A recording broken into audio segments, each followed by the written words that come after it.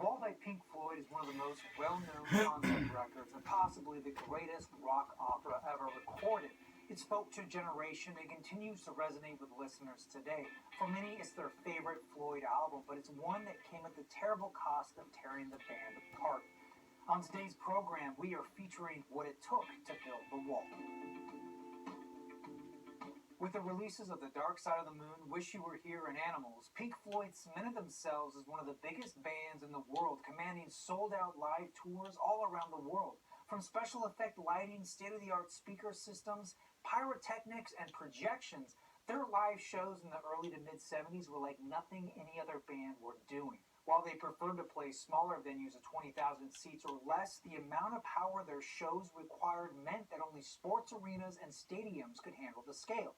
But because of the sheer size of these venues, it took much longer to fill them, and that meant a lot of the audience was there hours before the show started. Also, Pink Floyd rarely employed an opening act, so many of the concert goers got bored waiting for the band, and this would inevitably lead to drinking, smoking, and other drug use. Often by the time the band came on, a good portion of the audience were pretty loaded or even passed out. And with each tour getting bigger and bigger, Pink Floyd became increasingly aware that they were losing the communal experience that they enjoyed in smaller venues. It was near impossible for them to connect to the crowd beyond the first 30 rows. On top of this, bassist Rodger was growing frustrated at the trade-off of having a stadium full of fans diluted the message of their music and gave the impression that the whole show was just about the money. This came to a head on the evening of July 6, 1977. It was their final show of the In the Flesh tour, and things did not go well. From the start, Rodger was annoyed with the crowd. Oh, for fuck's sake, stop letting off fireworks and shouting and screaming. I'm trying to sing a song. His anger culminated with him spitting on a fan.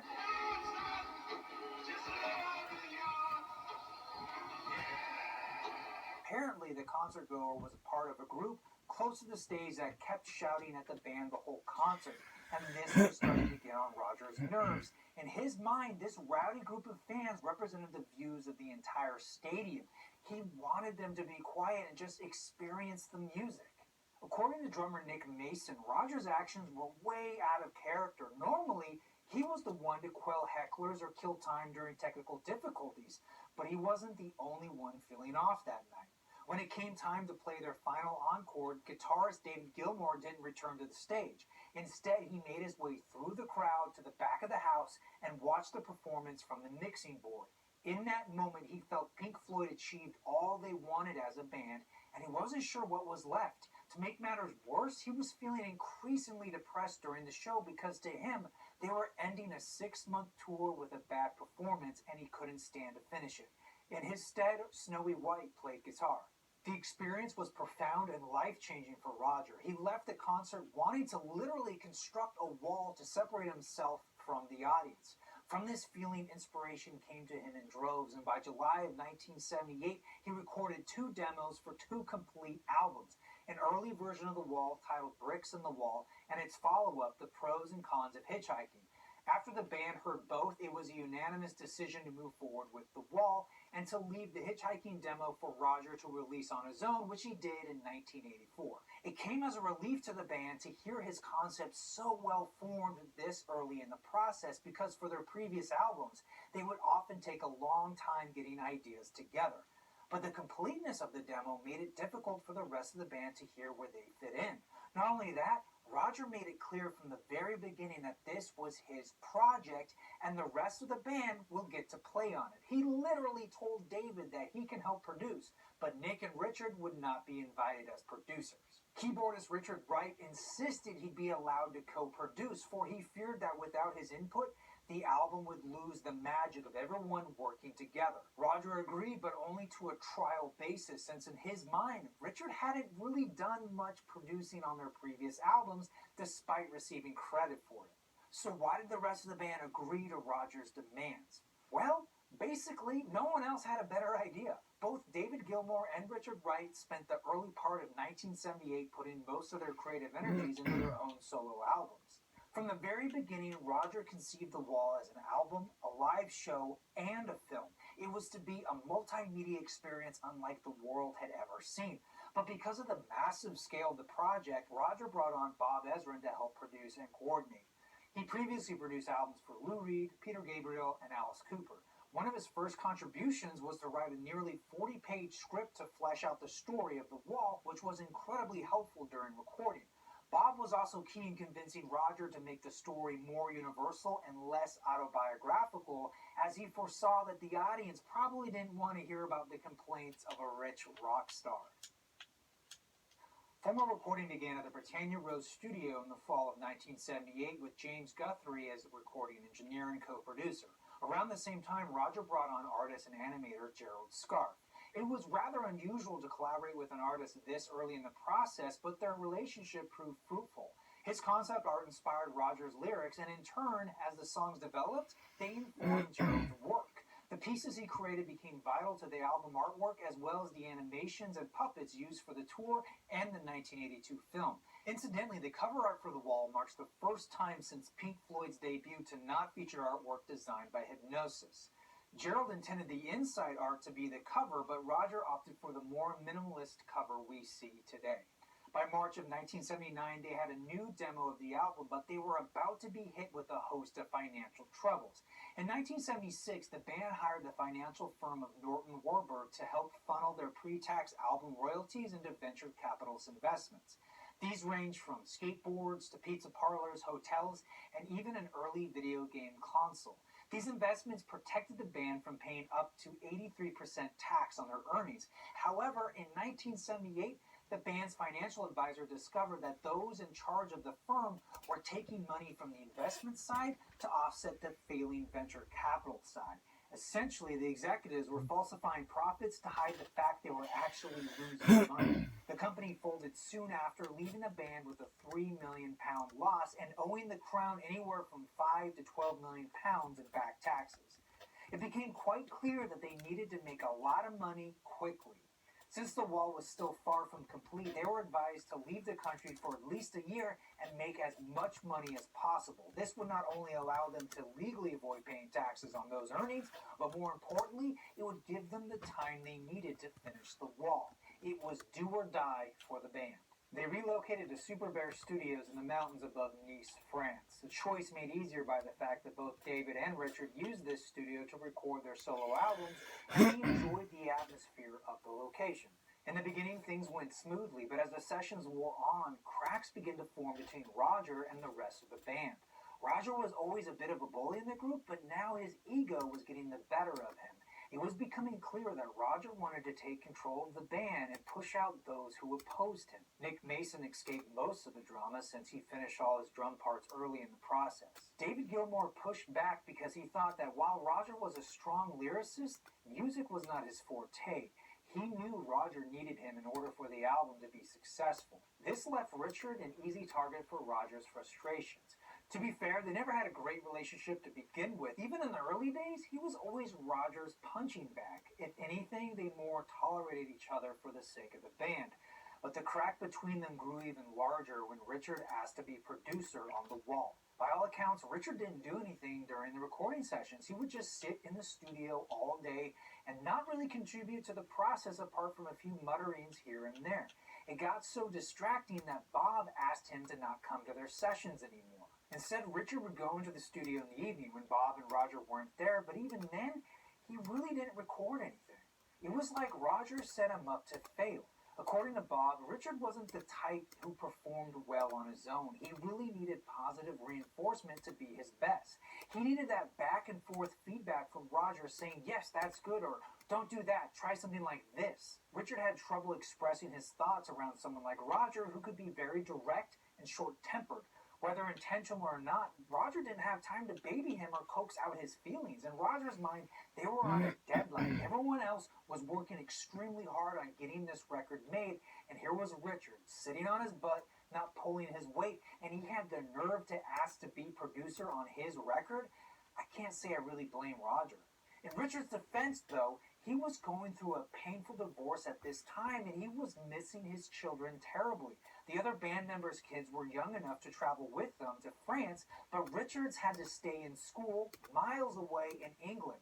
In short, he wasn't contributing anything because he was depressed and didn't know it. The rest of the band saw this as him not caring, which wasn't true. Things came to a head when sometime in June of '79, Columbia Records offered to increase the band's percentage points if they could deliver the album by the 1979 holiday season. Rodger and Bob did some calculations and concluded they could make the deadline, but only if they employed a second recording studio and cut their summer break short by 1 week. Everyone agreed on the terms except for Richard. He wasn't willing to sacrifice vacation time with his family. This set Rodger off to no end. The majority of the keyboard parts still needed to be recorded, and this was holding up the record. In Rodger's mind, he was left with no choice but to make an ultimatum. Richard either leaves the band, or he will release the album under his name, not Pink Floyd's. Even though David felt Rodger was way out of line holding the album hostage, he couldn't help but agree that Richard wasn't contributing much to the record. It wasn't personal, it was just business. They couldn't afford to lose the album to Rodger. They had to release it as Pink Floyd. Though it pained him, Richard left the band, but on the condition that he could finish his parts for the album and then play on the tour. Rodger agreed, but the matter was kept from the public. By September, recording moved to Los Angeles, where most of the sound effects were captured, as well as where the final mix took place. And just like that, in a little over a year, with roughly 4 to 6 months logged in the studio and nearly $700,000 spent, they finished the album. But when they played it for their record label, Columbia was disappointed. They were not expecting a double album rock opera. They even tried to cut their losses by telling Rodger he would receive a reduced percentage. He fought back, and Columbia executive Dick Asher offered to flip a coin to settle the matter. Rodger replied with, why should he gamble on something he rightfully owned? CBS backed down. In order for The Wall to fit on 2 records, a few changes needed to be made. What Shall We Do Now was cut completely, In the Flesh was shortened, as well as The Thin Ice. These changes were made at the very last minute, and after all the printing was done, which is why some copies list a missing song and an incorrect running order. Also, whether intentional or not, Nick Mason and Richard Wright's names are nowhere to be found on original pressings. This was corrected on later editions, however. The Wall was released on the 30th of November in the UK, and by the time the album came out in America, Another Brick in the Wall Part 2 became a surprise #1 hit single. The record spawned 3 more radio singles, Comfortably Numb, Run Like Hell, and Hey You. The album wasn't initially a hit with the critics, but commercially it did incredibly well, with over 1 million copies sold in the first 2 months. It would go on to be Pink Floyd's second best-selling record just after The Dark Side of the Moon. Sadly, The Wall also represents the last time the 4 men ever recorded together. David Gilmour later said it was the last of him and Rodger working well together. But nearly 25 years later, the 4 would reunite one last time for a 20-minute live gig at the 2005 Live 8 concert. It's unclear if Richard and Rodger ever made amends, but seeing them standing together up on that stage makes me believe that in the end, they could at least set aside their differences for the greater good. Really, I'm just glad that after all they went through as a band, they could have that happy reunion before Richard's untimely death in 2008.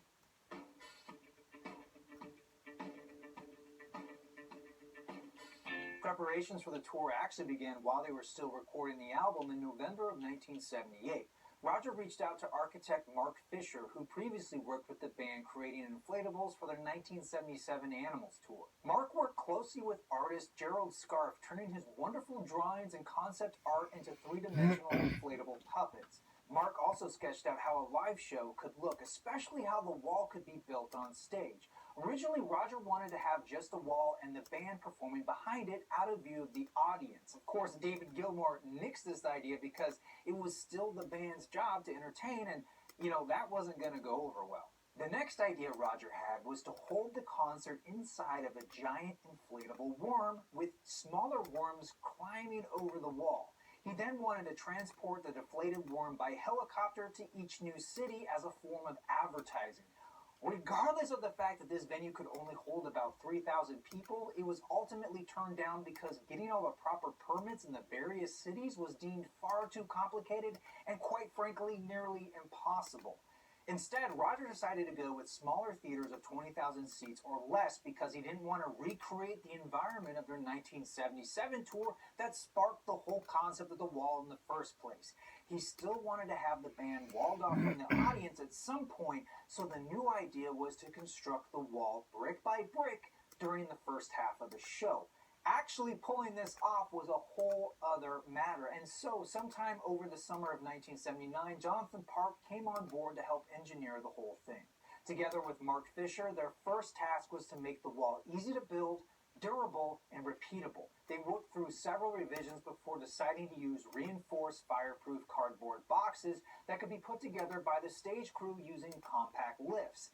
The bricks would be stacked around several collapsible columns that would not only stabilize the wall, but rise as the wall got higher. At the end of each column was an elbow and a plate that could be activated to knock down the bricks for the finale when the wall comes crumbling down from the top. Each brick weighed roughly 22 pounds and could be folded flat for transport. Now, I've read several conflicting accounts as to the size of the completed wall, but it roughly stood 33 feet tall and spanned 260 feet across. In total, they used around 450 bricks, and each one measured 5 feet by 2.5, and they were 1.5 feet deep. For 2 weeks, the tech crew practiced and refined the process of building the wall at the MGM studios in Culver City. At the same time, music rehearsals were taking place across town at Leeds Studios in Los Angeles. Then the entire production moved into the venue location for 3 more weeks of rehearsals. David Gilmour was the musical director for the entire production. He was in charge of all the music cues as well as making sure everything was in sync with the visuals. At one point, he had a 6-foot-long cue sheet on top of his amp, but after the first couple of shows, he had this all memorized. Rodger had the double task of not only performing on stage, but also directing all the visuals and sound effects. All in all, it was quite a task for both men. And then there was the issue of the lighting. While their original designer did an adequate job, Rodger wasn't happy with the work, so at the last minute, literally the day before opening night, they hired designer Mark Brickman, who previously worked on a Bruce Springsteen tour. Mark saw a full dress rehearsal, went home, and drafted up a bunch of lighting suggestions that were just the changes Rodger was looking for. On February 7th, 1980, the doors of the Los Angeles Memorial Sports Arena opened for their first show. As the audience came into the theater, they were greeted by the wall partially built on stage, framing the famous 30-foot circular projection screen used on previous tours. Music from the 1940s played as a crowd found their seats. Then a master of ceremonies entered the stage, played by a different radio DJ for each leg of the tour. He or she welcomed the audience and made some brief announcements. As the band walked on stage wearing black uniforms, they then began to play In the Flesh, interrupting the MC's monologue. The band is now ready to go. At the end of the song, a giant model airplane soars over the audience and crashes into the wall with sparks flying everywhere. It's at this point the band freezes, the stage lowers, revealing the real Pink Floyd behind them. To fool the audience, Pink Floyd had the decoy band wearing face masks resembling each member of Pink Floyd.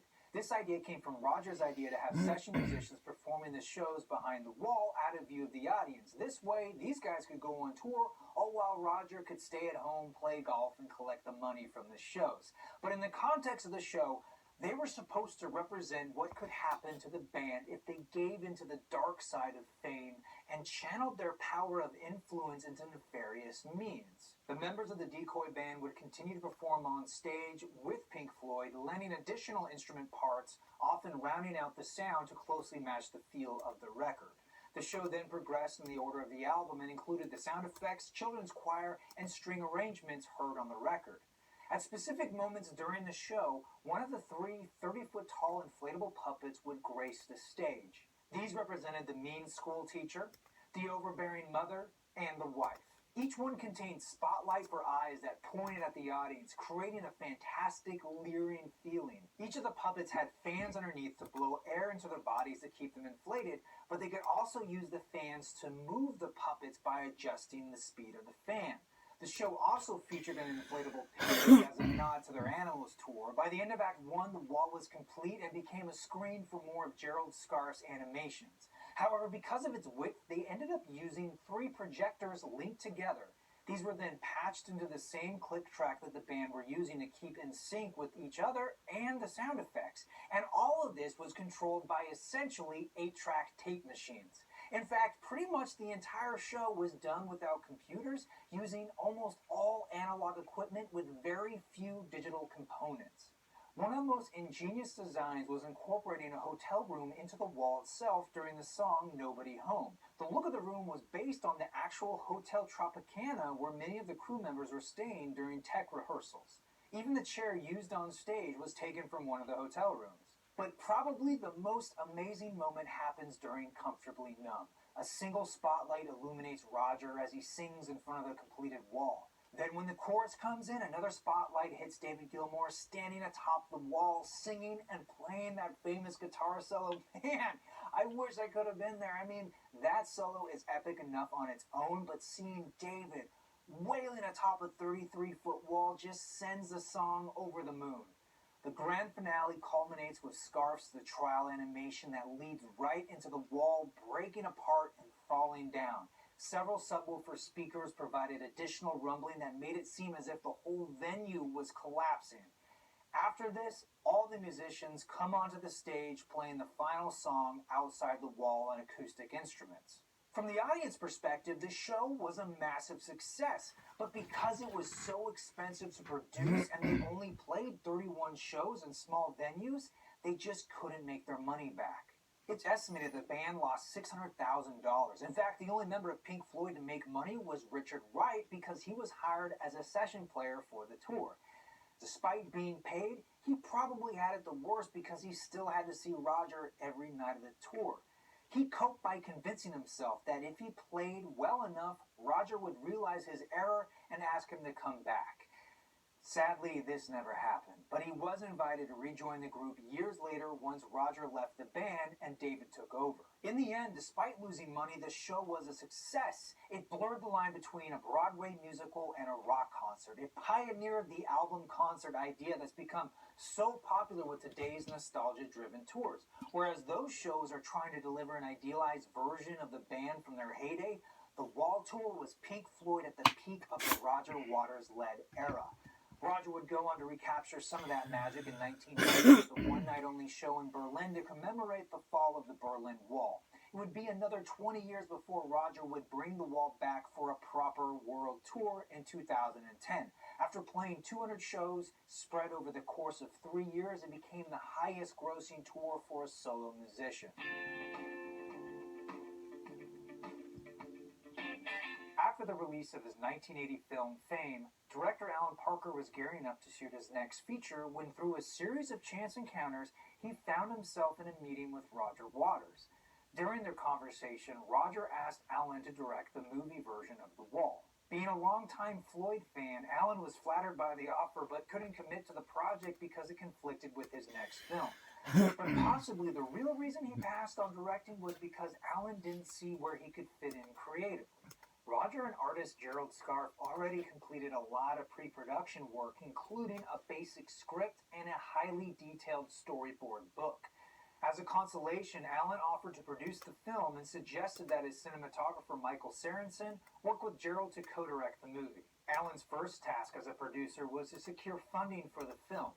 Armed with Gerald's fantastic storyboard pitch book, he first approached Pink Floyd's record label EMI, but they passed.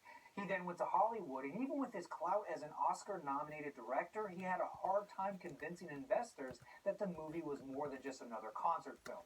People didn't understand it or didn't see its potential. He eventually got MGM to put up the money, even though the MGM executive told Alan that he had no idea what the film was about. In other words, they only gave him the money because Alan directed Fame, which was a huge success for MGM, and they were hoping for a second lightning strike. At this point, the film was going to contain actual concert footage from the Wall Tour, incorporating not only the band, but the inflatables as well as the animations. The idea was to film several nights of the tour and then shoot additional story elements outside of the concert venue. Several filming attempts were made during the Earl's court appearances in 1981, but all were deemed unsuccessful. Besides an elaborate crane shot that they never got right, the main problem was the lighting. What works for the eye doesn't really work for the camera, and so they needed to use a lot more light to expose the film. Unfortunately, these were still live performances with a paying audience, and Rodger wasn't willing to sacrifice any aspect of the show for the sake of the film.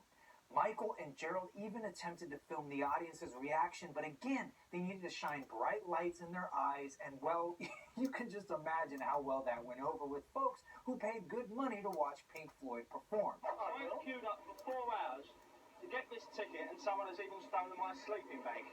So with the live show footage officially scrapped, Alan Parker's schedule freed up and he came back on board to direct the film. Formal pre-production began with a screen test of Rodger playing the main character. It was soon discovered, however, that he wasn't the best actor in the world, so the search for a new lead began. Casting Pink was difficult because not only was Rodger notoriously picky, but they also wanted an actor who could sing. It was then that Alan saw the music video for I Don't Like Mondays by the Boomtown Rat, and he was struck by the photogenic lead singer Bob Geldof.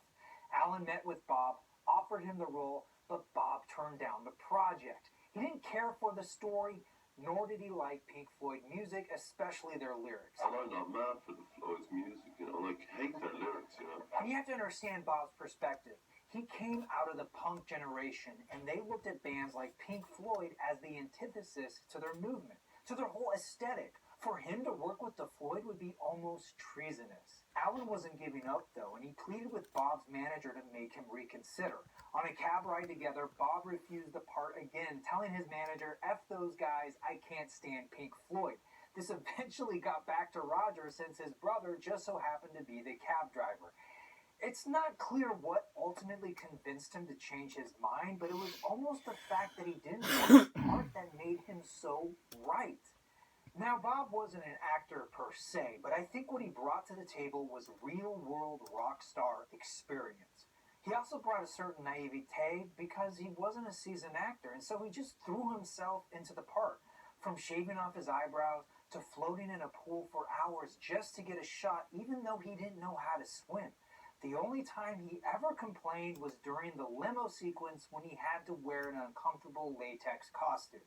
With their new lead in place, it didn't make sense to incorporate Pink Floyd into the film, and so Alan pushed to not feature any footage of any band, but instead blend Gerald's animations with actors using minimal dialogue. He wanted it to be a musical movie and let the music of the wall tell the story. So he, along with Gerald and Rodger, worked together to come up with visuals to match the music. Rodger typed out what they came up with, and Gerald drew up storyboards. By the time they were finished, Gerald's room was covered with hundreds of storyboard images. Despite good intentions, however, the three men butted heads, with Rodger and Gerald on one side and Alan on the other. It really was a clash of egos, as they were all used to getting their own way in their own fields. Much of the contention stemmed from Alan needing a certain amount of control over the film, but since Gerald and Rodger already spent essentially 3 years working on it, they weren't about to give up ownership.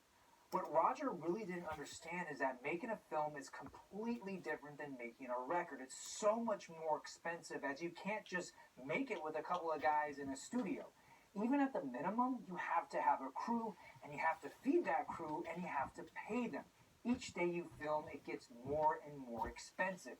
Even with their modest budget of $12 million, they still needed a large crew to build sets, create costumes, run the lights, etc. It literally takes a village to make a film, and because of that, compromises have to be made. You only have so much time in a day to get the shots you need, and sometimes you don't get the shot. It's a fact that all filmmakers understand to their core. It's a constant fight to capture your vision on film.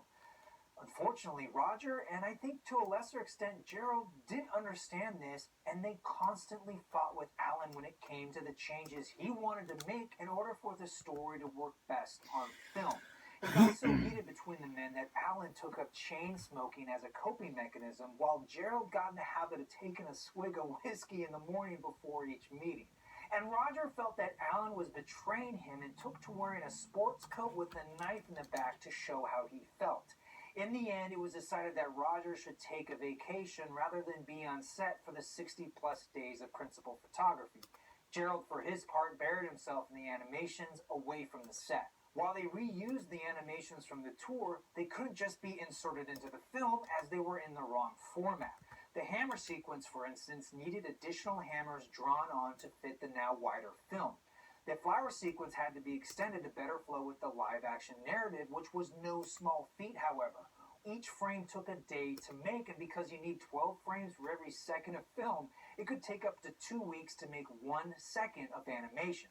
Thankfully, Gerald had a team of nearly 50 artists working together, but even then, some of them needed to pull incredibly long hours to get everything done on time, sometimes working 36 hours straight. While Gerald was busy drawing, Alan commenced with the live-action filming. The bulk of the interiors were shot at the famous Pinewood Studios, with additional exterior shot in and around London. The battlefield sequences were shot in Devon, the very same beach location that was used for the cover of A Momentary Lapse of Reason a few years later. Most of the shoot went smoothly, with the only exception being the fascist rally sequence. They had anywhere between 200 and 300 extras on set. Now, this wasn't a problem in itself, save for the fact that the sequence had some violent moments, and sometimes the extras didn't stop when Ellen yelled, "Cut." By and large, though, things went about as smoothly as they could have with that many extras. Alan did his best to capture the mood and feeling of Gerald's fantastic storyboards, with some of the most successful translations being the opening tracking shot, the pool scene, the bathroom scene, Pink outside watching TV, and the education sequence. Even Gerald was blown away that they were spending £100,000 on an elaborate set based on one of his drawings. In the end, that became one of the most iconic live-action moments of the film. It's interesting to note that Alan tried to use the teacher puppet during this sequence, but ultimately cut it out of the film because it was deemed too theatrical and it didn't look right on camera. I think the best blending of live action and Gerald's art was for the song Don't Leave Me Now. Pink is alone in his hotel room when the shadow of Pink's wife transforms into a mantis monster, evoking the look of the puppet used in the live show. This moment is so surreal and brilliant at capturing the feeling of the song, but I gotta say my favorite moment is the establishing shot of Pink. It was filmed on a sophisticated miniature rig using a specialized macro lens, and the final shot is just spectacular.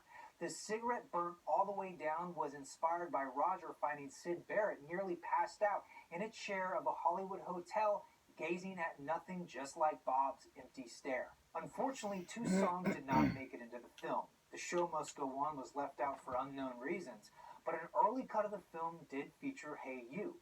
The sequence is cut out at the last minute for the sake of pacing. Rodger felt that the imagery was too repetitive without contributing much. The editor ended up using many of the shots in the song Another Brick in the Wall Part 3. If you're curious, the Hey You sequence is available to view as a special feature on the DVD. Engineer James Guthrie came back to supervise the sound mix for the film. He, along with David and Rodger, went back to the original master tapes to make minor tweaks to most of the music in the film. They remixed almost all of the tracks, and many of the songs were adjusted to fit the edit of the film by making them longer or shorter. A select few of the tracks had sections that were re-recorded just for the movie, and it was during this process that they were able to resurrect the song, What Shall We Do Now, which was cut from the album right before its release to make it fit on 2 records. Composer Michael Kamen came back to expand on the string arrangements he wrote for the album, giving them a more cinematic feel, as well as creating new orchestral pieces. Because so much of the film's music was virtually the same as the album, they decided against releasing a soundtrack. Instead, they put out the single When the Tigers Broke Free, which was originally written for The Wall, but was left off because the other band members felt it was too personal to Rodger. But that specificity worked for the film. It drew the audience to the character of Pink and helped them to identify with him. The song itself memorializes Rodger's father, who died during World War II at the Battle of Anzio. For the most part, David Gilmour didn't have much to do with the film. For him, the album and the tour were far more important than the movie. However, because it was still a Pink Floyd project, meant that his name was going to be on it. Therefore, he had a vested interest in it succeeding. And there was a point when Alan was about to walk away from the project because Rodger didn't want to give him the final cut of the film. David had to step in and assure Alan that he would get the final say. The way David saw it was that they were playing with Hollywood money and they needed a Hollywood director to make the film correctly. They had too much on the line to just let Rodger have his say. They had to trust Alan to finish the film. On top of that, drummer Nick Mason was on David's side and they could easily outvote Rodger's input on the matter. This move became one of the major breakdowns between Rodger and David that ultimately led to Rodger leaving the group in 1985. The film premiered in May of '82 at the Cannes Film Festival, but it was not part of the competition. It was screened at the original Palace Theater, and they actually brought in their own sound system because the existing speakers were terrible. But because the new speakers were so much louder, the vibrations rattled the plaster walls and the ceiling, sending a ton of dust into the air, adding a surreal atmosphere to an already unusual film. Apparently, Steven Spielberg was in attendance and afterwards was seen asking, what the F was that all about? Overall, critical response was quite positive, and the film did well at the box office, grossing $22 million. The film won 2 BAFTA awards for Best Original Song and Best Sound. Looking back on the film, Rodger regrets not adding more humor to the story. In his personal life, he loves to laugh, and he wishes that was better reflected in the film. It's a pretty dour 2 hours. Because Gerald did not enjoy making the film, he avoided watching it for a long time after the premieres. These days, he believes the film is just okay, with some parts being great, while others he would love to do again. He is most proud of his Goodbye Blue Sky animation. Director Alan Parker is satisfied with the film, but ultimately never felt like it was his. Throughout filming, he had the impossible job of balancing making a great movie while staying true to the creative work of Gerald and Rodger. He never felt comfortable making certain changes to the story in service of a better film because it would upset Gerald and Rodger. In the end, it was a very miserable experience for him as he likened it to going over Victoria Falls in a barrel. He went on to direct 2 more music-driven movies, The Commitments and Evita.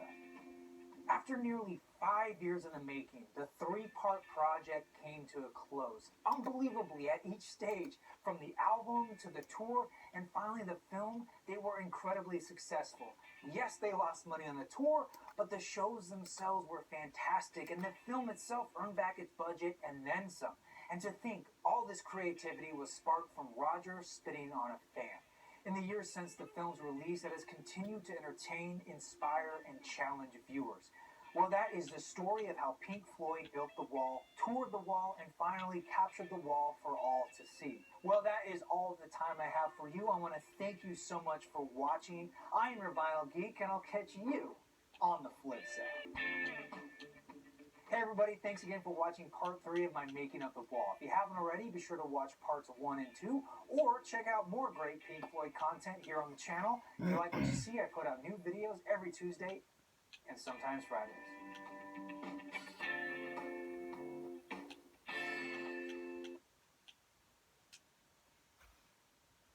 Who are you under there? What are you hiding? Are you just hideously scarred? Yeah. If we don't stand up, no one will.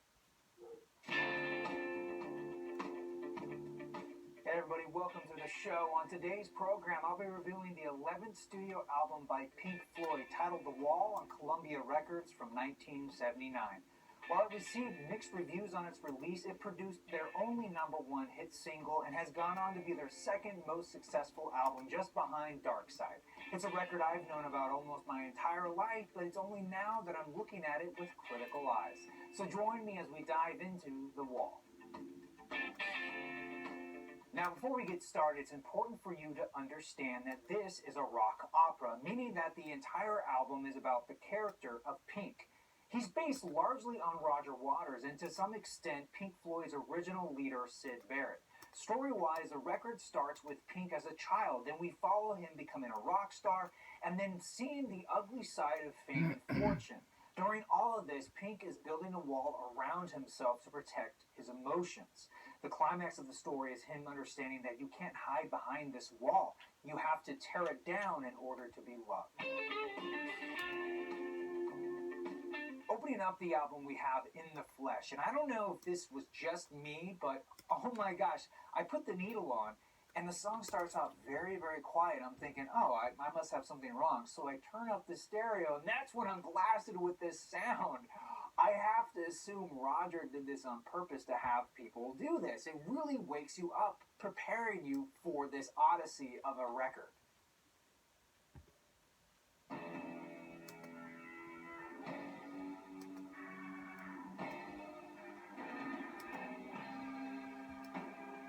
Then the song really starts, and it's very boisterous. It feels militaristic with sharp drum hits, but then this lovely melody is being played by the Hammond organ and the guitar, and it just gives this overall warm feeling with just a hint of the blues.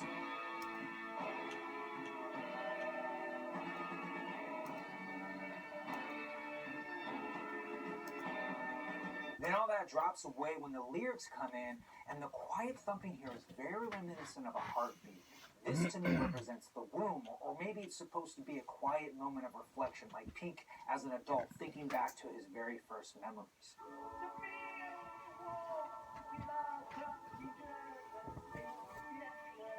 The song concludes with the sound of an airplane crashing or perhaps even dive bombing, and this represents the father of Pink dying in World War II. The crying baby here represents the birth of Pink, or him as a newborn child crying out for his father. This also signals the start of track 2, The Thin Ice.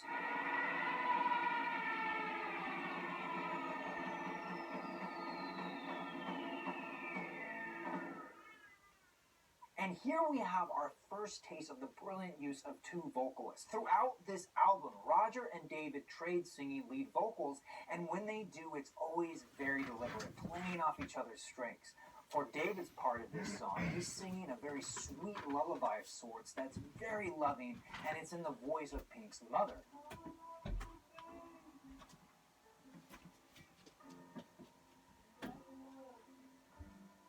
When Rodger comes in, the song takes on a more doo-wop feel that does a great job of belying the dark lyrics. And then Rodger's harsher vocal style helps to underscore the idea that danger is everywhere.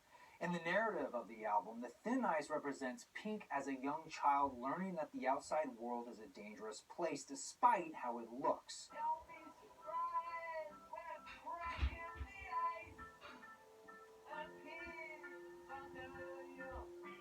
We then move right into Another Brick in the Wall, Part 1.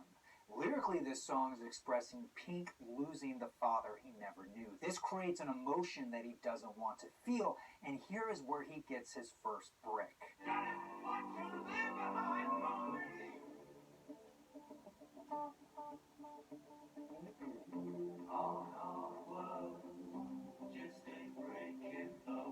The light guitar solo section is sort of the calm before the storm as we hear children playing in the background. It's quiet, almost like a faint memory. For me, it represents that blissful time before you're old enough to go off to school, when you don't have a care in the world and you just are having fun playing.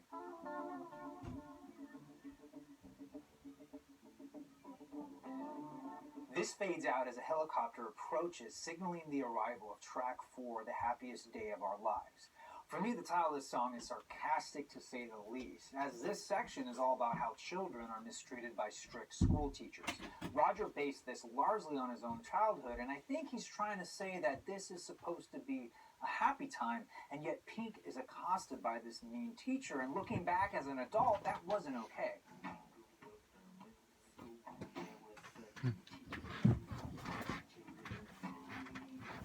Then we quickly transition into track 5, Another Brick in the Wall, Part 2.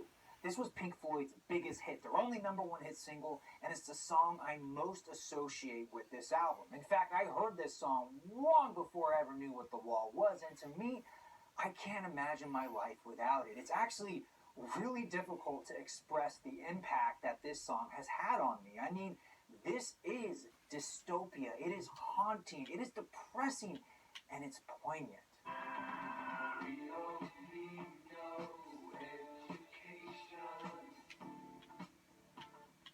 And the guitar solo is so refined here. The crunchiness of the tone, the wailing, it's all so expressive, but played so minimally by David Gilmour. What's amazing is that this was done in one take.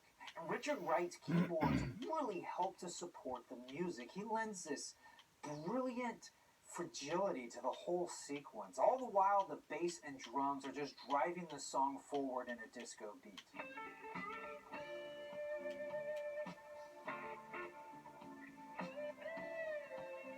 The song ends in a chaotic tape loop of a teacher yelling, and we find Pink rebelling against conformity. Because of this experience, his education has become more bricks in his wall.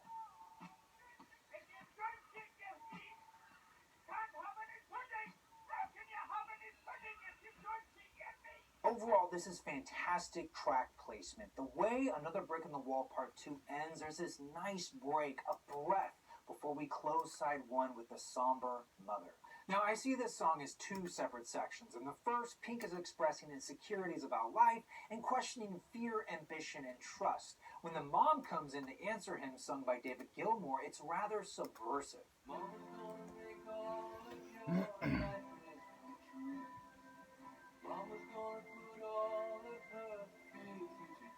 I see this as a reflection of how parents can inadvertently mess up their children. And here we have Pink's mother saying, "Don't worry, honey, I'm going to make sure everything you're fearing comes true." Basically, what she is saying is that I will help you build that wall.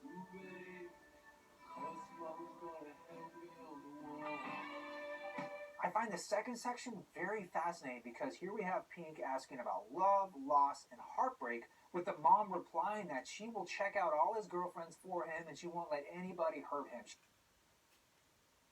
You have a product you're patenting.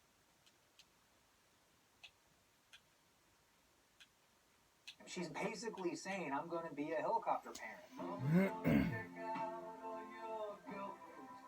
What's interesting is the juxtaposition between the two mother replies. In the first section, it's almost like the mom is using fear to keep Pink by her side and to not let him leave the nest. But then in the second section, she's building upon that fear by saying, you have nothing to fear as long as you're by my side. Just stay under my wing. I won't let anybody hurt you. So I see this as a mom using Pink as a substitute for the loss of her husband. It's incredibly messed up, overbearing, and controlling. And again, we hear the brilliant specific use of two singers, with Rodger singing Pink's thoughts and David singing the mother's replies. Some cheerful songbirds open up side 2 with Goodbye Blue Sky.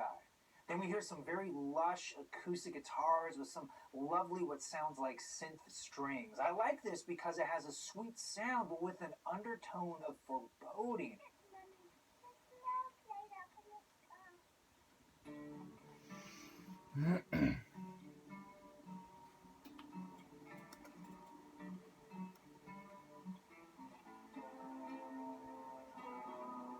And the harmonized vocals here are just exquisite. Goodbye, blue sky. Goodbye, blue sky. Goodbye. This to me represents healing, or trying to heal after the devastation of World War II, because London was hit especially hard during the German Blitz. What's interesting is that, like Pink, Waters was born after the bombing and therefore doesn't have the same fear response that his mother has. It reinforces the idea of this song Mother, where she really knows best and Pink has no idea of the dangers of the world. She's part of a generation that learned to fear the sound of airplanes. Up next, we have track 2, Empty Spaces. This is largely an instrumental song with some spoken word and very few lyrics. It's more of a thought piece, a passing sequence. To me, I see it as representing the time jump in the story of Pink. At this point in the record, Pink is now a touring musician and his marriage is starting to fall apart.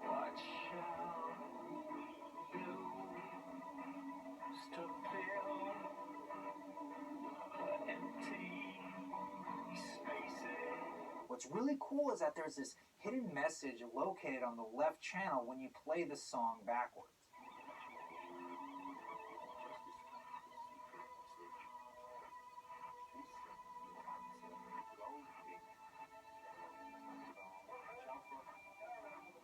Now, originally the song What Shall We Do Now would come after Empty Spaces. In fact, some pressings have the lyrics printed on the inner sleeves because it was such a last-minute change. The reason it was removed was because the wall was too long and they needed it to fit on 2 records. However, the song was performed during the tour and was eventually used in the film version of The Wall. Moving on, we have the hard-rocking Young Lust. Though it wasn't widely released as a single, it went on to be a staple of classic rock radio, which is how I first came to love this song. At the time, I thought it was more about young love and sexual exploration, but now I know this is about Pink as a rock star sleeping with groupies.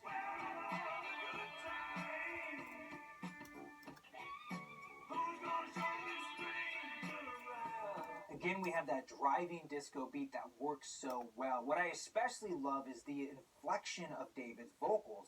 Normally it has a kind of a sweetness in his voice, but here they are guttural and feisty. Same with his guitar. Both really capitalize on the sexual energy of this song.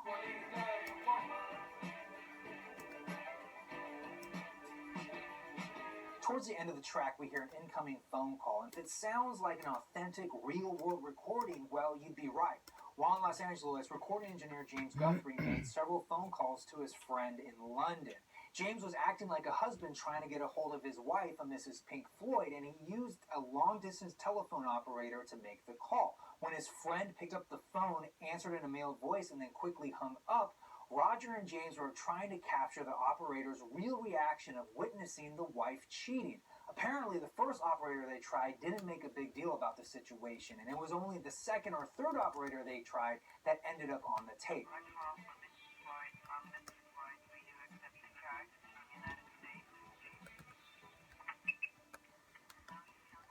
In the story, Pink is trying to phone his wife while on tour in the U.S., and it's at this point he realizes that their marriage is over. She's cheating on him while he sleeps with groupies. This call leads us right into track 4, One of My Turns.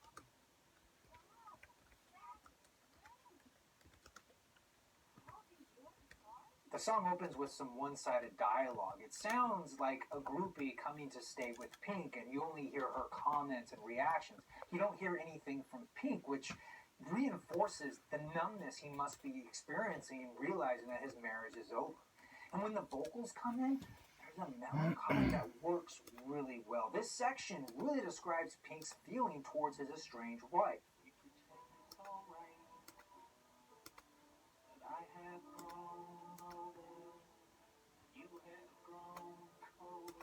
This then breaks away to a much more raucous section, and this feels like a breakdown of Pink.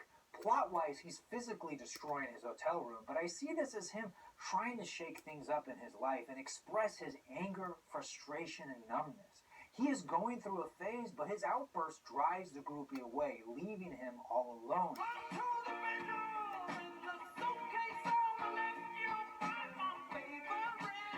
And this brings us to a very dark part of the record. Track 5, Don't Leave Me Now.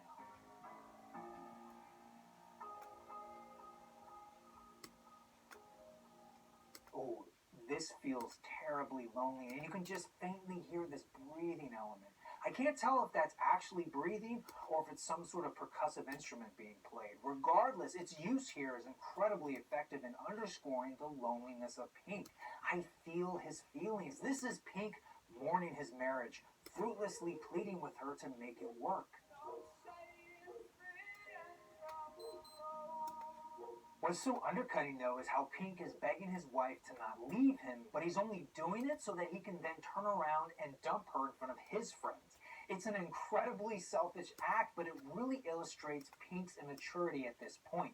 He's careening towards rock bottom, and I appreciate the honesty in the lyrics. Waters doesn't hold back, and it's very cutting.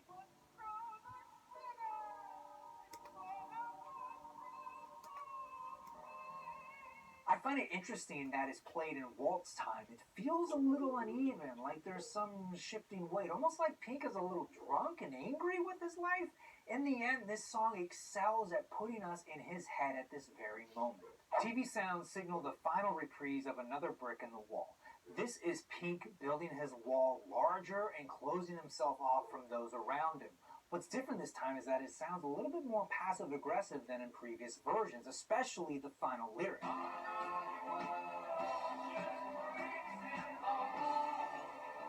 This to me gets to the core of what I think Rodger is trying to say in The Wall. Just the idea of how we can get so angry with the world and then turn inward, shutting everything out. fooling ourselves into believing we don't need anything or anyone, but how effective this is for Pink has yet to be seen as we close out side 2 with Goodbye, Cruel World. I gotta be honest, this song feels a bit suicidal, but what I especially love is the mic presence. His voice sounds weak, defeated in a way that really helps to emphasize the sadness of Pink completing his wall. And the way the final line is sung without any music really drives that point home.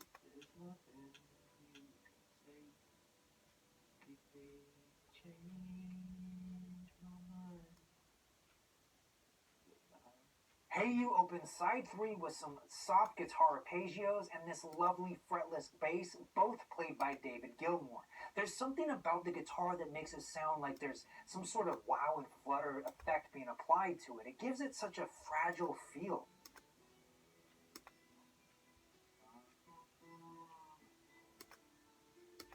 And when Richard comes in on the Fender Rhodes, the piece takes on a fluid, floaty vibe. To me, it feels like being suspended in a pitch black void.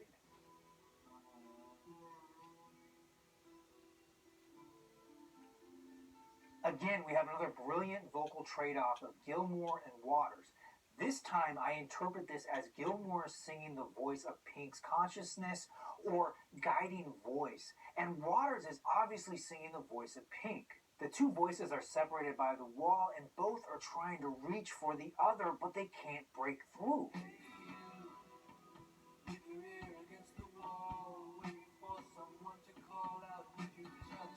When we hit the bridge, we are greeted by a return of another brick in the wall chorus melody played aggressively on electric guitar.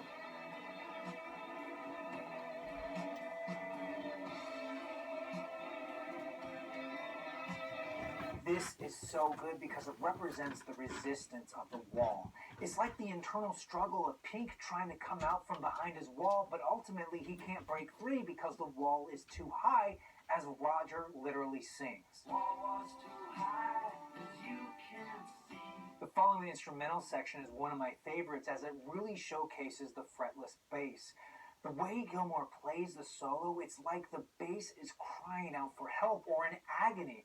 There's a helplessness that is so clear.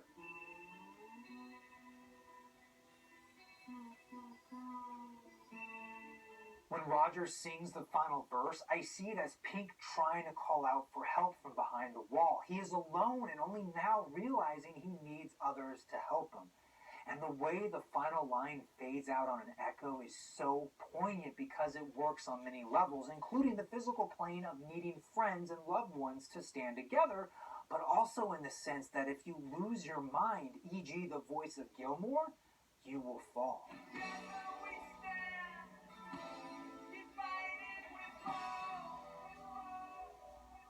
The sound of a TV and passing cars is the start of track 2, Is There Anybody Out There? At this point, Pink is lost behind his wall, maybe zoning out, watching the TV in a cheap motel. While there's barely any music here, the distorted synth, electronic siren, and unsettling buzzing all combine to create a haunting first half of this song. Our only lyric is the title of the track repeated 4 times, with the final one having a sort of choir hit. I see this as the many voices in his head coming together to ask the question. The second half of the song is a beautiful instrumental section with strings and an acoustic guitar. The constant drawing of the bow creates such a fabulous quilt for the guitar to rest upon.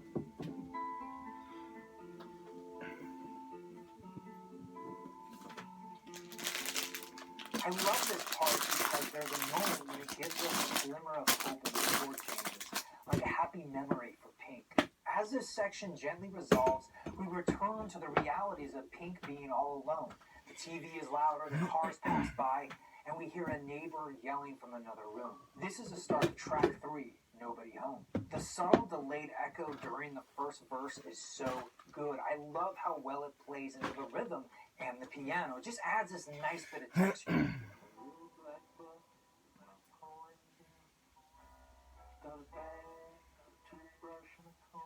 The orchestral arrangement by Michael Kamen is superb theatrical production. It's not over the top, but it strikes just the right amount of balance to support the lyrics. I especially love how the horn rundown really reminds me of a superhero theme, and it helps to tie in with the lyric "Amazing Powers of Observation." Amazing powers of observation. And the way they tie in the TV dialogue to go between his lyrics of calling his ex-wife, it's so good. That TV line is near perfect for expressing his thoughts.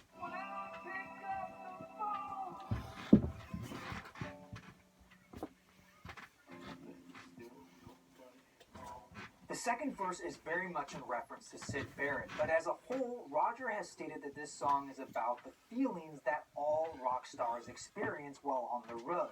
But I think he's touching on a universal feeling of being homesick, and that's what makes this song work so well for me. Though Rodger doesn't go this far in the lyrics, I see the overall theme of this song as a statement on materialism and how it's ultimately unfulfilling. You can have all this wealth, but in the end, it's an empty vessel, and the thing that Pink really wants, he can't have.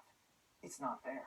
As we transition into track 4, we hear more of the TV, but this time it's a depiction of World War II.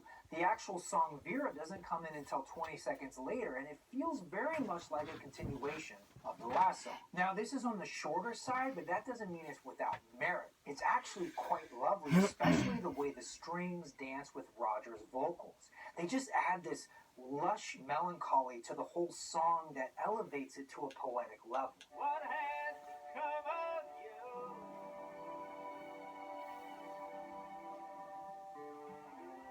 Does anybody else in here feel the way I do? The sound of snare drums signal our next song, Bring the Boys Back Home. This sounds very patriotic, and on the surface, it can be seen as an anti-war statement, but in interviews, Rodger has stated that it's more universal than that. That it's about not letting superficial things become more important than family and loved ones. I know it's depicted differently in the film, but I like to imagine that at this point, Pink has passed out in front of the TV and he's dreaming about World War II, and somehow it transforms him into a great leader calling for the end of the war, only to be woken up by his manager knocking on the door.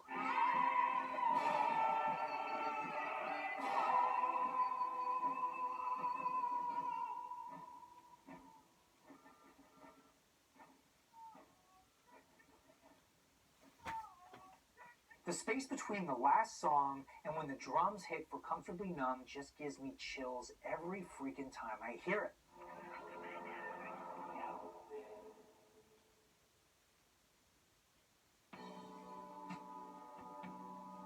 This is definitely my favorite song. I mean, what can I say?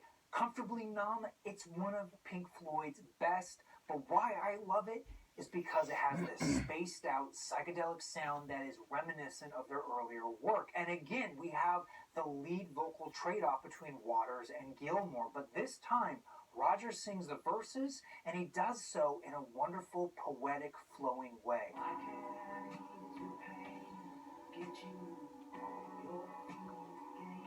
Though it's not as apparent in the first verse, by the second verse, there's no question that this is about drug use, but not necessarily abuse. It's more about using drugs to cope with pain, or rather not to feel at all, but to be comfortable.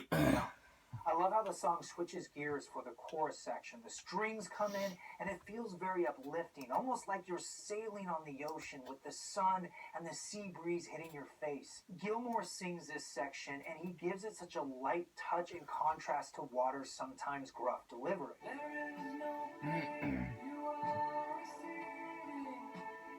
Following soon after is the first of 2 guitar solos by Gilmour, and this one, like his vocals, is light and airy, floating on the same chord progression as the chorus.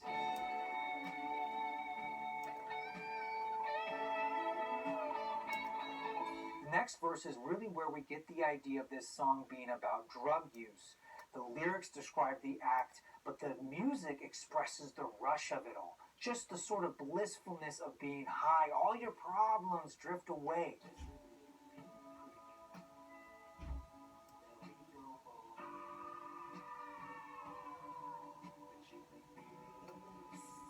And then we have that epic second guitar solo, and it's amazing. Probably David Gilmour's best work on the album. I really can't do it justice. You have to hear it for yourself to really understand what I'm talking about. I mean, it's perfect. It's exactly what I want to hear from this song.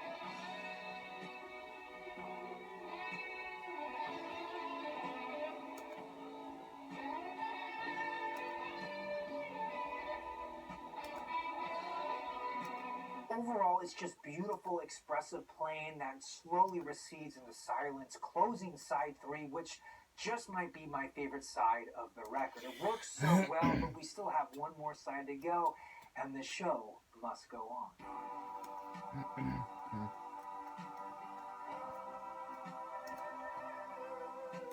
Overall, this is an interesting little song. Lyrically, it deals a bit with regret. On the one level, it's about Pink questioning his profession as a rock star and whether he still enjoys it. But on another level, it works as Pink questioning his life and perhaps contemplating suicide, especially with the lyrics, "Pa, take me home," and "Ma, let me go."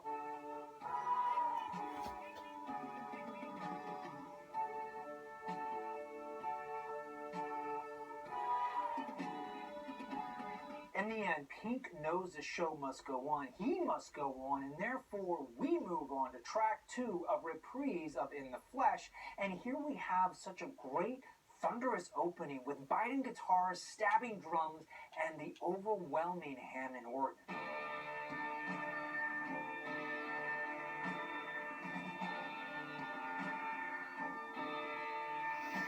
And it's at this point we learn that Pink, as we knew him, has checked out, and what we're left with is this guy who let his power over the audience get the better of him. He's now insulting the crowd and flinging insults. In the film, this is depicted brilliantly by showing Pink as a fascist dictator. That one's Jewish, and that one's cool. Who the hell is my friend? Been to the room. I love the inclusion of the crowd sound effect to really drive home the idea that we, the listener, are at Pink's live show, and it bleeds right into "Run Like Hell." By itself, this is a great single with some fantastic energy, and it's got this marching disco beat that feels like Pink is being chased, and yet on top of it, the guitar feels very positive.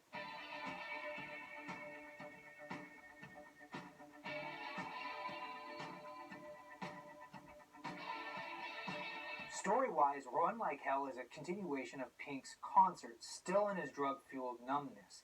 The lyrics are rather threatening, and in the film they accompany scenes of Pink's minions wreaking havoc all over town. A little more than halfway through, we are treated to Richard's only keyboard solo on the whole record. It's one of my favorite parts, and it leads into a kind of an instrumental breakdown with some incoherent sound.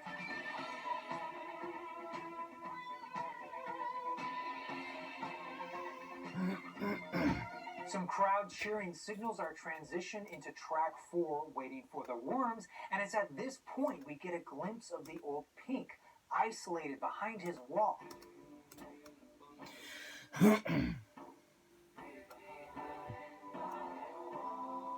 But it doesn't take long for his fascist persona to return, this time marching down the streets of London, leaving destruction in his wake. My favorite part is the improvised megaphone monologue that Rodger performs through most of this song.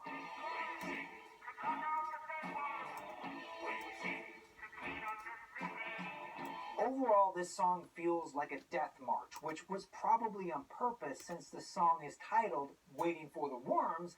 The real Pink is just wasting away behind his wall, waiting to die.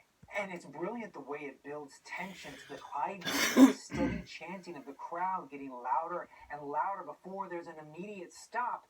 And that's when we get into our next song, track 5, "Stop."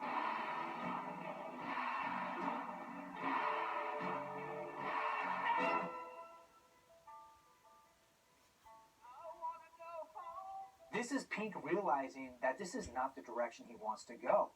And maybe, just maybe, he's understanding that it's been his fault the whole time. His suffering was at his own hands. The song only lasts about 30 seconds before we move on to track 6, "The Trial," and this, out of all the songs on the album, feels the most operatic, the most musical, and oddly enough, the most contemporary, especially the way Rodger sings. Good morning, world, your honor. proudly show the kids are outstanding for you. Overall, it has a kind of a carnival feel about it, which could be easily from the time signature or the types of horns being played. But it's not a happy carnival. It's more of a nightmare, a devil's circus. In some ways, it reminds me a bit of the trial in the Walt Disney version of Alice in Wonderland. Anyway, I'm kind of getting off topic here, but this song is brilliant in how theatrical it is. Pink is putting himself on trial. He is facing his demons, his past mistakes. We hear appearances from the mother, the demanding school teacher, and even his wife.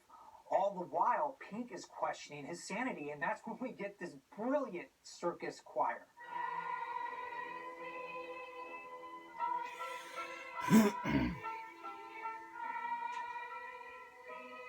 And when the judge comes in, I love the use of crunchy guitar and distorted vocals, but more so, I love how there's a moment when we hear the return of the melody of Another Brick in the Wall. That really underscores the judge's ruling. Before the court is incontrovertible, there's no need for the jury to retire. The song ends with the crowd chanting, "Tear down the wall," followed by some loud crashing sound effects. Out of the rubble, we hear the final song on the album, the aptly titled "Outside of the Wall." Musically, we are treated to a sparse arrangement of acoustic instruments that gives it a somber yet peaceful feeling. Rodger's sing-talking is really effective, almost like he's reading a eulogy for Pink. And the best part is the children's choir singing the same lyrics he is reading. It's just beautiful music that really helps to conclude the album.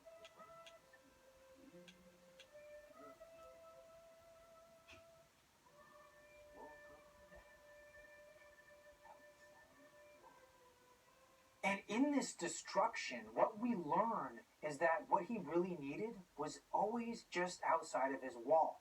By closing himself off, he didn't allow love to come in. I like to look at this song as a moment of clarity for Pink, almost a rebirth, if you will, which is interesting because the way Rodger chose to end the song abruptly. You briefly hear him say, "Isn't this where?" before the album cuts off. It only makes sense when you go back to side one and realize the album begins with him saying, "We came in." He essentially created an endless album. Pink is reborn, doomed to repeat himself. But in all seriousness, what a brilliant way to close a fantastic record. It's impossible to deny the impact of this album. It's incredibly well known, and it tells a complete story that is not only poignant, but has universal appeal. It perfectly captures the late 70s zeitgeist, a generation that grew up during World War II and were coming to terms with the world and what it all means. But more specifically, I think it's also Roger Waters hitting a midlife crisis, and in that sense, this record is fantastic. It's a masterwork, a magnum opus. That being said, as an album, it's one that requires an active listener. It's heavy, it's dark, thought-provoking, challenging, and it's not something you can just listen to lightly or pass the time with. It's an experience, a wonderful experience, but one you have to pay attention to. This is a classic. It is something that should be experienced as a whole, and so I highly recommend picking this up. At the very least, you gotta hear it once. Well, everybody, that will do it for my review of Pink Floyd's The Wall. I want to thank you all so much for watching. I am your Vinyl Geek, and I'll catch you on the flip side.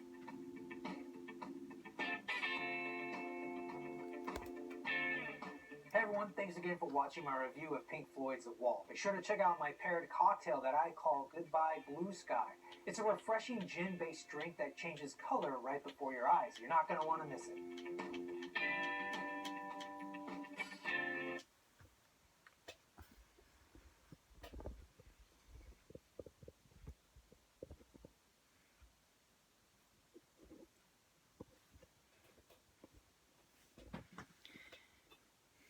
Hope you guys enjoyed that.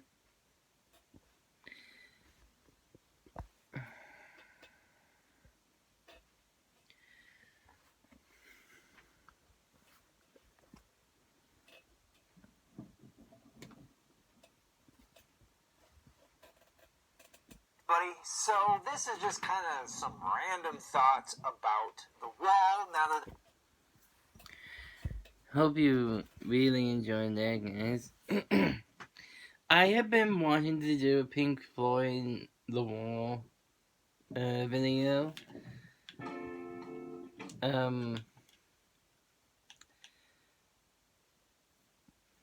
Since the very beginning, I think. Hey everybody, so this is just kind of some random thoughts about The Wall now that I've completed my massive overview of the record.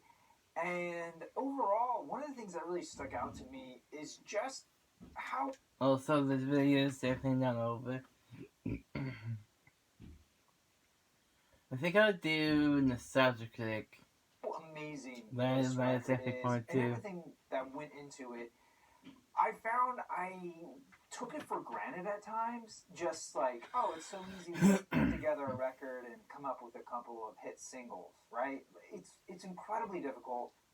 That goes without saying. I mean, of course, that's not easy, but just the way this record came about. I mean, and especially when you watch Rodger talk about it, he was just like, you know what? I just wanted to make a record about this, and then he did it, and then it turned out to be this, and it's remarkable. And I'm sure many of you watching feel this way about this record.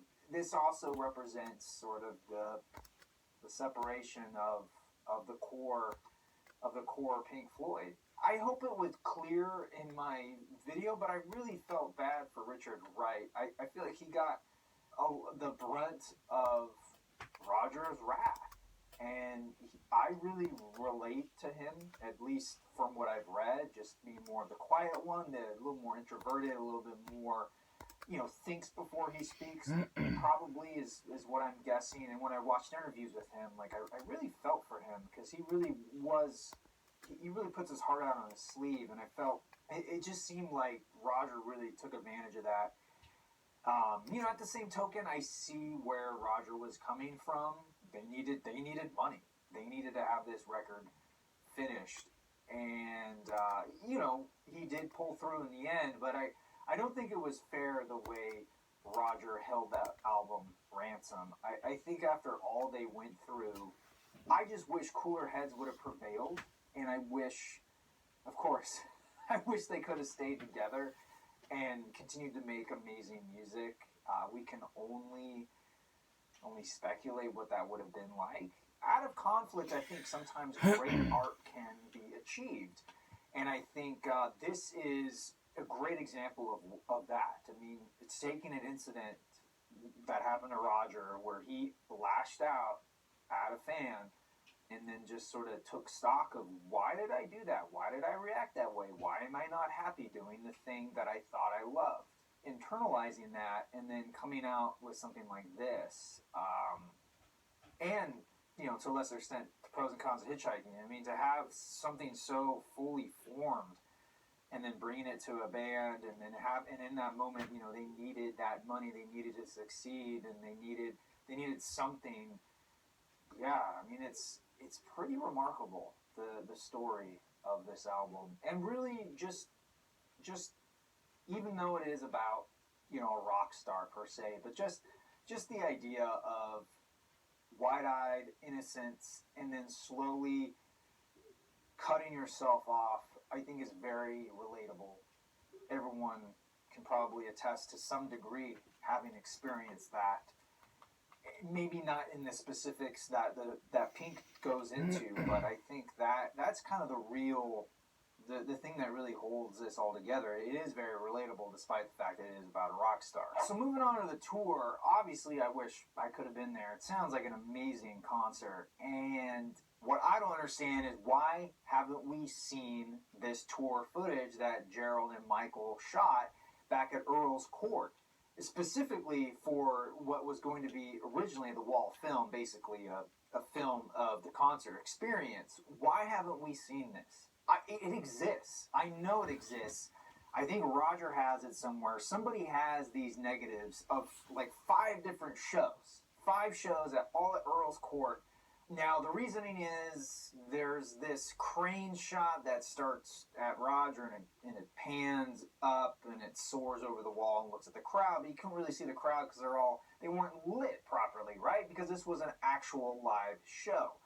And Alan Parker, the director of The Wall, at that time he was just a producer, he said, no, this doesn't look good, shoot it again. I think Alan at the time, early 80s, it was much... the way they shot film, the way they looked at things, it was very bright.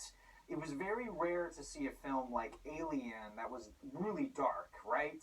So I think he was operating under the idea that it needed to be really brightly lit. And so the concert footage, maybe Alan Parker thought that it needed to be brighter, and that's why he said this is not any good. But I think like with today's technology, if the negative is still around, all the negatives, because it was more than one night, if they're still around and they're scanned properly, say, I don't know, you could probably go up to 8K with that and then really get a nice dynamic range. You get a really decent color grader with maybe some digital plugins to remove some of the grain to kind of clean up these images. I would venture to guess that it would look pretty amazing. And why Rodger is sitting on this, I have no idea. Maybe he doesn't own it. Maybe someone else owns it. I don't really know the complications of this, but I know they have to exist somewhere because you can find like really good quality clips of this concert film. I want to see it. Let's make a petition. Let's get this to happen.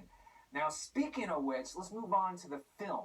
Why is there no HD version of the movie around?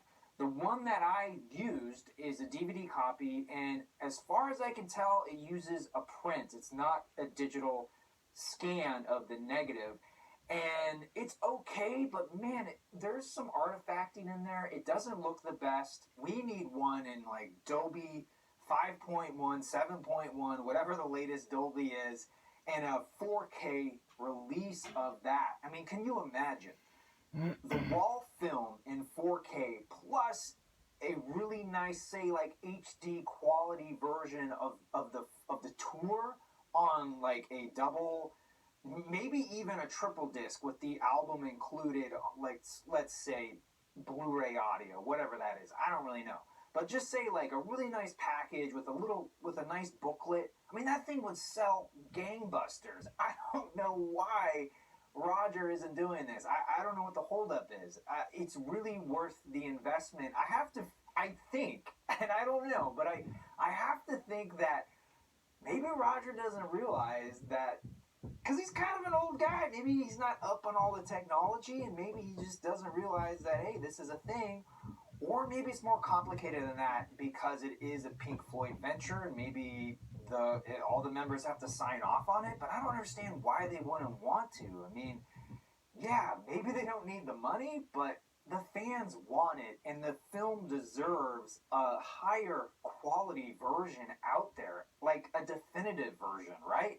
Doesn't have to be a director's cut. I don't necessarily need deleted scenes. I mean, I doubt there's really, other than the Hey You deleted scenes, I don't think there's really much that exists. Now, speaking of the film, I personally feel like it's the weakest of the three versions of The Wall. So we have the album, which I think is top-notch. We wouldn't have anything without the album. And then the tour is next because just of how ambitious it was, and from the photos and the real crappy VHS that I've seen, it looks amazing. And the fact that they did it, the whole album as a theatrical show, is pretty darn cool. And then you have the film. And the film, for all its greatnesses, it has a few things that hold it back from really being a fantastic film, in my opinion. And I don't want to offend you if you love the film. That's not my job here. I'm just looking at it from someone who went to film school, who studied film theory, and also the fact that we are living in 2019, and films today are so much more advanced in terms of what you can do. So with that, I will give this film a lot of leeway because it was made at a time when being very creatively within a film frame was very difficult. And what I mean by that is everything had to be made in camera, whether that be a matte painting, stop motion, miniatures, puppets, or in the case of the wall, animation, hand-drawn animation. It was very time-consuming, expensive, and oftentimes you didn't know what the result was going to be until you got the film developed, and often you didn't have the money to go back and shoot it again. So I understand that to have a film of this caliber based on this subject matter was very difficult. And I also understand that Alan Parker was fighting with Rodger and Gerald all the way through. They had one idea, he had another idea, and the three really clashed heads. And I understand all that, but sometimes I wonder if it could have been more. The one place I kind of have to keep going back to is the choice to cast Bob Geldof. As far as I can tell, they chose him because he was a singer, right? And they wanted someone who could sing as well as act. And I'm not faulting him for his acting, but it just feels like with how little he's saying, maybe they could have got someone who is an actor versus someone who is in a band. Now, there's a lot of what ifs, and honestly, I don't know who I would have picked. I'd have to go back and look at who was an appropriate age equivalent to Bob at that time and just, think about that. But I mean, I don't know. I keep coming back to Gary Oldman. I mean, he was amazing at Sid Vicious. I don't know. He might have been a little too young at that time. That being said, though, I mean, Bob isn't a weak point in the film. I liked what he did. And I'm sure some of you are yelling, how dare you question Bob Geldof's casting. But just understand where I'm coming from. I'm not saying it was a bad thing that Bob was in there, and I like the idea that he didn't even really care for Pink Floyd. He almost didn't want to do it. So there was that friction, that sort of conflict he kind of built into it. And I thought he did some amazing work in that film, especially for someone who really hadn't acted before. I'll put that as a question to you. If you could have picked anybody else to play Pink in the movie version of The Wall, who would you have picked? And keep it within the time frame. Think about who could have conceivably been cast in that role. Who was famous at that time, who was kind of a movie star, who was an up-and-comer. And just, I'd be curious to see what you guys have to say. The other thing in regards to the film, I felt like it did some things amazing, and other things it felt a little stilted. There's a brilliant animation, and the hammer breaks through, and then it turns into a real-life hammer breaking some glass. And, how that relates to the film story, I don't really get. I understand it's a transition from the animation back to the live action. I don't understand how that fits into the larger narrative. It's just there to transition from animation to live action. But then there's brilliant moments of Another Brick in the Wall Part 2, the education sequence, where all these pupils are going down these conveyor belts and they're going into this giant meat grinder. That is amazing. And so sometimes I wonder what this film could look like if it was made today with today's technology. And I'm not saying let's make this a CG fest, but with computer-controlled camera movements and the blending of animation and live action is so much better. I really wonder what this film could look like, especially with a different director. And I might get some heat for this, and I'm totally willing to do that, but sometimes I question Alan Parker. I think clearly the guy's a brilliant director, and he's made some amazing films, but sometimes I wonder if he wasn't the best choice. And I also understand that he was fighting with Rodger and Gerald. I get that, and maybe his complete vision didn't come through, but sometimes I wonder what someone like Ridley Scott could have done with that film, or even someone like Stanley Kubrick. Some of these guys have a great vision of the macabre, or the sort of the dark, twisted underbelly. Someone who's very much into atmosphere and production design and how something looks. Alan, I feel is a really good director of actors and drama. I think he's better with relationship-driven movies versus more visual-based. I think that's where I'm going with this. And as the wall is very, very visual, clearly it's very visual. So sometimes I wonder if what would this film look like as a complete animated film? Not necessarily in like the flower dance one, not so much like that, but maybe like the end of the film with the trial, maybe a little more cartoony, with some like really cool backgrounds, but then more cell animation up front. And then again, bringing it back to 2019. I mean, can you imagine someone like Guillermo del Toro really taking this story, this slide into madness, someone's own like psyche, like building this wall up? Like, I wonder what that would look like. And then also on top of that, maybe expanding it further. Like by Rodger's own admission, this really doesn't have like a real ending. Up until now, I haven't known how it ended, and I certainly didn't know. I had no idea how it ended 20 years ago, which is, I guess, why the ending is so enigmatic. You know, okay, tear down the wall, but then what? I think there's a little bit more we could add to the tail end of this story, and so I think, and I'm sure Rodger doesn't want to do this, but I think it would be pretty amazing. I really do hope that you guys are loving this. I've been wanting to do a Pink Floyd video since 2020. I don't know. To see a remake / sequel to The Wall. I mean, it doesn't take too much of stretch of an imagination to look at Blade Runner 2019 and look how well it complements the original Blade Runner. Like, it would be interesting. Maybe a total remake isn't what we want. Maybe we want a sequel to sort of like close the chapter. Like, after you break out of the wall, like, what happens next? What happens to Pink? How do you redeem yourself?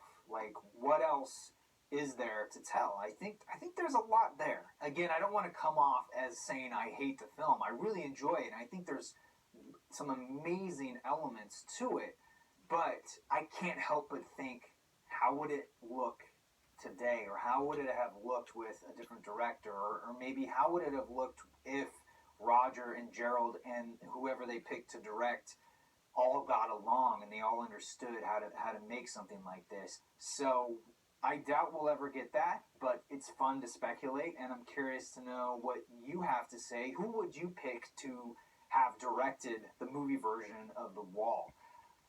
And if you could have your, I don't know, your dream team of people behind a remake or a remake / sequel, who would that be? Let me know in the comments. And yeah, that's about it. That's all I gotta say about it. Oh no, one more thing.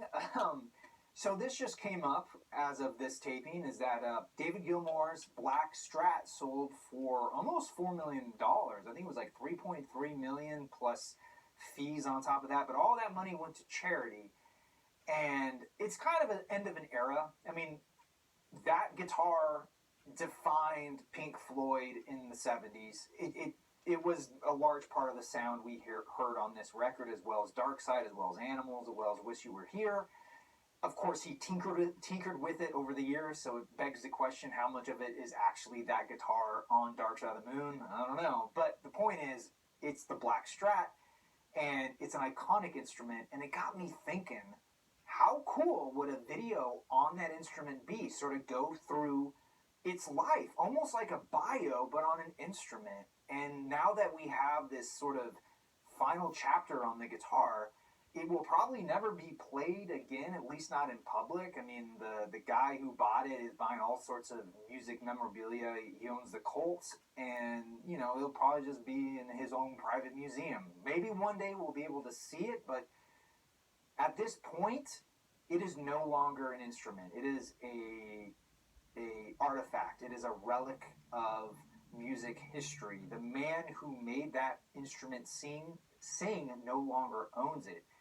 And so now it's a completely different, it's a different object now, which is another interesting thing to think about. But the question I have for you, my final question for you watching, would you like to see a video going into the instrument and its life? Because essentially it is it is in retirement now, and I think it would make for a great story from beginning to end.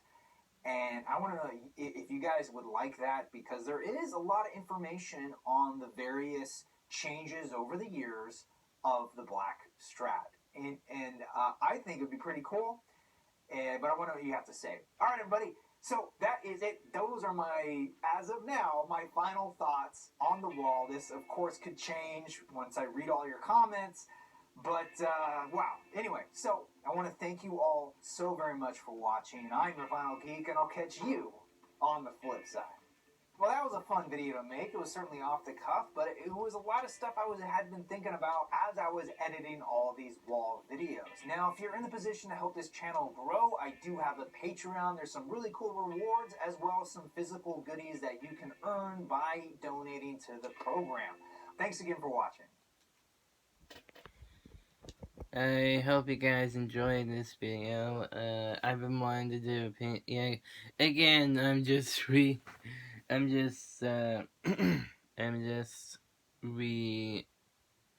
myself. I've been wanting to do a Pink Floyd video since 2020, but I couldn't do it because I would get copyrighted. Like, I got copyrighted for my original Pink Floyd video. Stay tuned for part 2, where I react to Nostalgia Cringex video of Pink Floyd The Wall. I am getting warned that this will be an abomination to behold, with Vanna and Doug's video. And then check out the reaction to the worst movie review on YouTube by John Media and Matt Ember, and Taper Cam, and some of the covers, and the Not Good video by The Needle Drop, and a musician, and Nostalgia Critic Doesn't Understand Pink Floyd The Wall, a review of that. So yeah, hope you guys enjoyed this. Stay tuned for part 2, where I react to Pink Floyd, Nostalgia Critic's Pink Floyd The Wall review, which is a parody. Bye.